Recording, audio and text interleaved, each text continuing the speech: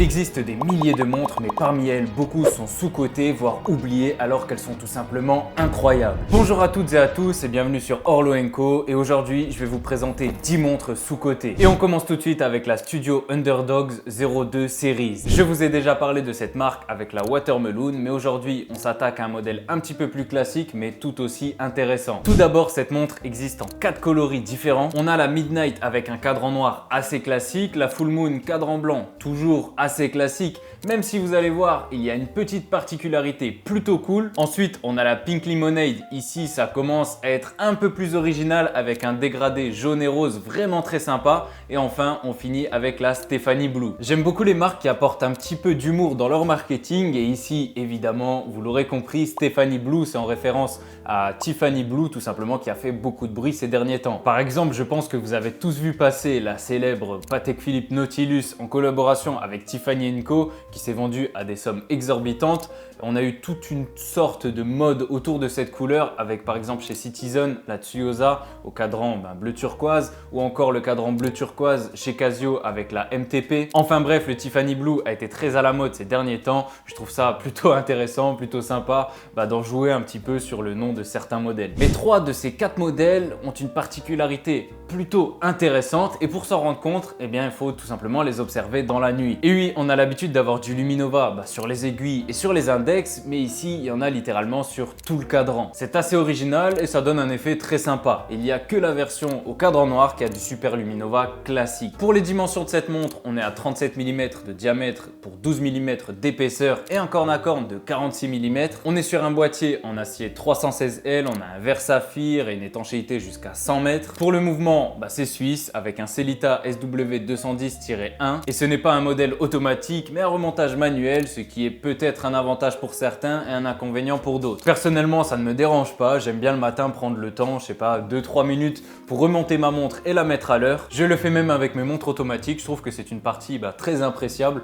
On prend le temps, au moins 2-3 minutes et on redonne vie à notre montre, c'est plutôt satisfaisant. Pour le bracelet, on est sur du cuir et pour le prix, on est à 850 €. Bon, elles sont actuellement sold out malheureusement, mais bon, c'est des montres qui arrivent par drop, il faut donc rester bien à l'affût si on veut avoir la chance d'en acquérir une. Pour le prochain modèle, si vous traînez un petit peu sur Instagram de temps en temps, eh bien vous avez déjà dû voir un modèle assez similaire dans vos pubs, tout simplement dans les publications sponsorisées. Et on va parler de la Men Manhattan 37. Et pour la version un petit peu moins cool, eh bien c'est tout simplement la Quintet Claude et ouais, vous voyez que c'est un design très similaire. D'ailleurs, petite parenthèse sur les montres Quintet, en général, lorsque vous vous rendez sur un site de montres et que vous avez un pop-up qui s'affiche vous indiquant que 2 montres achetées, une offerte, en général, ça sent pas très bon et ça veut dire que vous n'en aurez pas forcément pour votre argent. Mais bon, ce n'est pas le sujet de la vidéo et après tout, être un passionné d'horlogerie, c'est pas forcément chercher tout le temps le meilleur rapport qualité-prix. Sinon, on n'achèterait que des Casio, des Seiko ou encore des Rolex. Et comme je le dis à chaque fois que quelqu'un me demande un avis sur une montre pas top,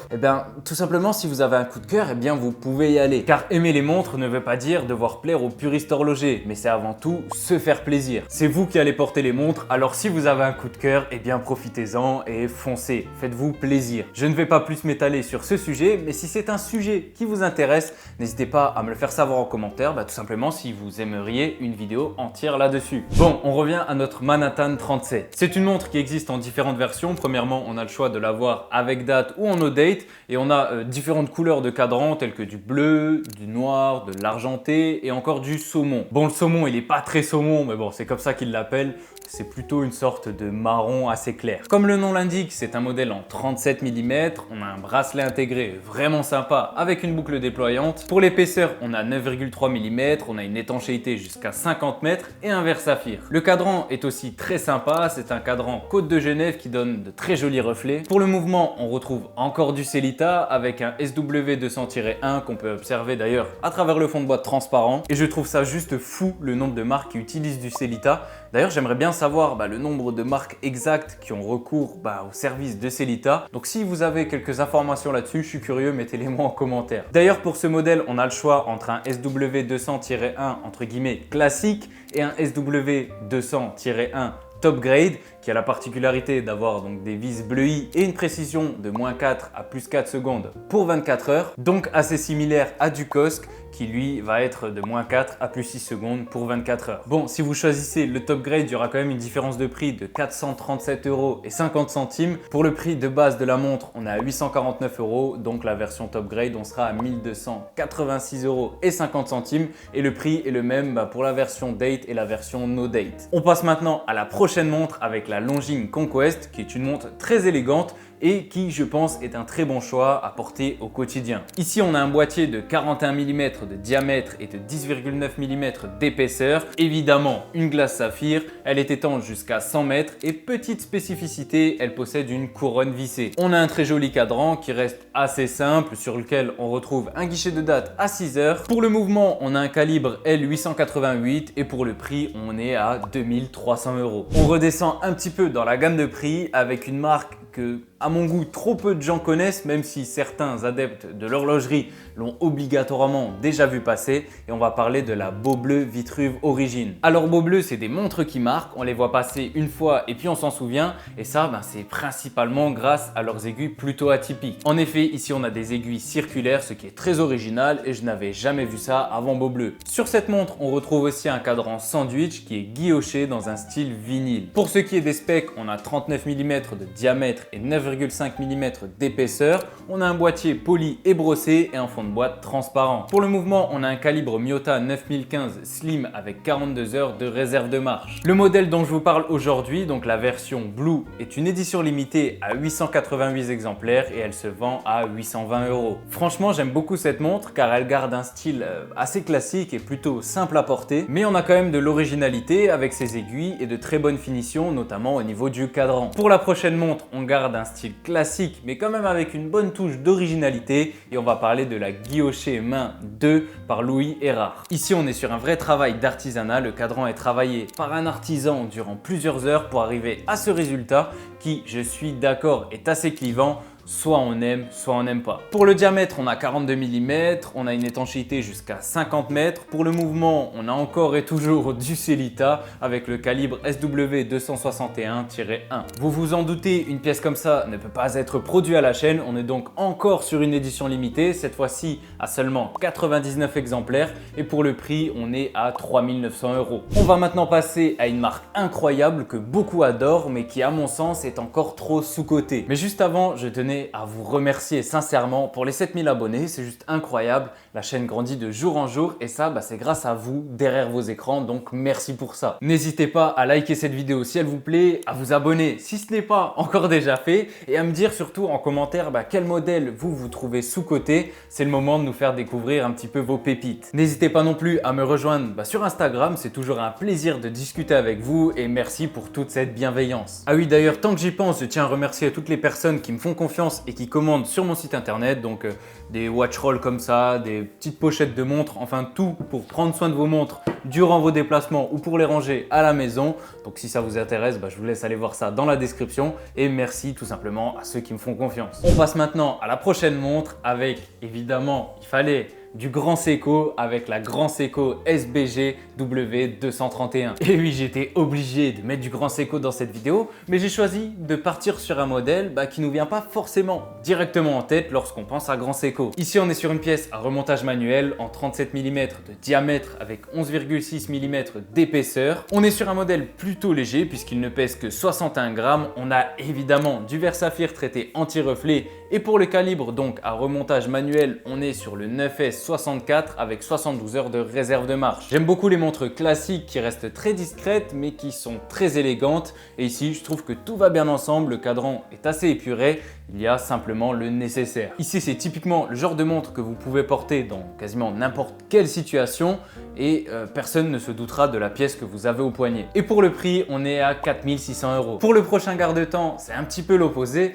car on est face à une pièce plutôt intrigante avec la Berens Perigee. Ici on a une montre en titane de 43 mm de diamètre et de 14,5 mm d'épaisseur. Ce garde-temps assez unique est doté d'un affichage des heures entraîné par une chaîne, d'un système de piste lunaire comme comme on voit, on a une petite lune qui tourne autour du mécanisme, d'un dôme pour l'affichage 24 heures en forme de globe et d'une minute rétrograde à droite du cadran. La chaîne et les pignons, je trouve ça juste spectaculaire à regarder et personnellement, j'avais jamais vu ça auparavant. On a aussi l'habitude de voir une indication jour-nuit assez classique, mais ici, elle est faite avec un globe, ce qui rajoute une certaine profondeur au cadran, qui est d'ailleurs squeletté pour nous laisser observer ce spectacle. Bon, je pense que pour lire l'heure sur cette montre, ça demande un petit temps d'adaptation, mais j'ai envie de dire, comme toutes les montres avec un affichage de l'heure un petit peu original, tout comme la sphère de chez Omnis que je vous ai présentée le week-end dernier. Pour le prix, vous vous en doutez sûrement, on a fait un petit bond en avant puisqu'on est à 13 500 €. Pour la prochaine montre, on reste toujours dans l'originalité et on va parler de la Trilobe, une folle journée. Alors ici, on est encore assez loin de la montre 3 aiguilles classique avec une lecture de l'heure encore un peu spéciale. Ici aussi, on a un boîtier en titane ou alors en or rose selon vos préférences. Par contre, contrairement à la précédente, ici, on a un mouvement à remontage automatique doté d'un micro-rotor. Au niveau des dimensions, on a 17,8 mm d'épaisseur et 40,5 mm de diamètre. Donc on est quand même sur une toquante assez épaisse et on se rend compte que c'est pas parce que le mouvement utilise un micro-rotor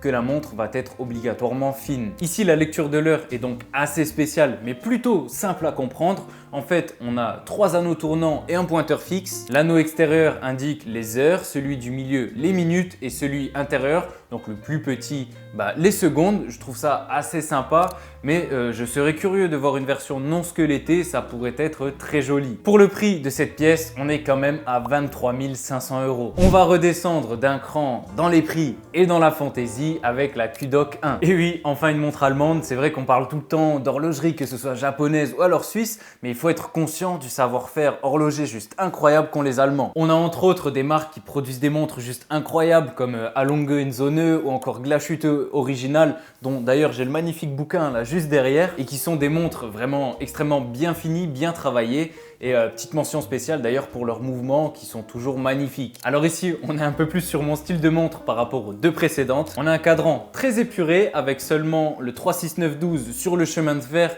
Et le truc que je remarque directement en la regardant, c'est ces magnifiques aiguilles bleuies. Ça vraiment, je sais pas qui s'est dit un jour, ok, on va créer des aiguilles bleuies pour les mettre sur nos montres, mais tout simplement c'était une idée de génie, car je trouve que c'est un petit détail mais qui change totalement le look de notre garde-temps. Sur cette K1, on a la présence d'une petite seconde qui n'est pas à 6 heures comme on a l'habitude de les voir, mais à 9 heures.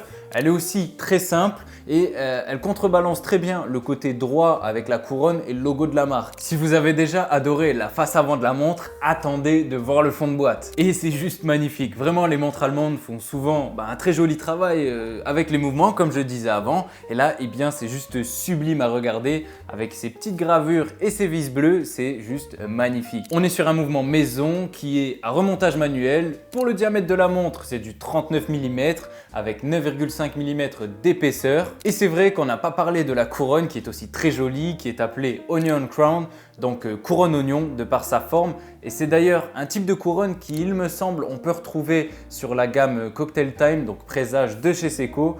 Ça franchement, je valide totalement ce type de couronne. En bref, j'adore cette montre et je vous avoue que je porterai plus facilement ça que la Une folle journée qu'on a vue précédemment. Et pour le prix de celle-ci, on est entre 6 et 9 000 €. On passe maintenant à une marque qui, à mon goût, n'a pas la reconnaissance qu'on lui doit tout simplement. Et je parle bien évidemment de Breguet avec la Breguet classique 7147. Ah là là, Breguet, quelle marque et surtout quel homme derrière cette marque, Abraham Louis Breguet, l'inventeur du tourbillon. Alors chez Breguet, il y a plein de modèles incroyables et il y a plein de modèles que j'aurais pu mettre à la place de celui-ci, mais j'ai décidé de rester un petit peu dans quelque chose de classique.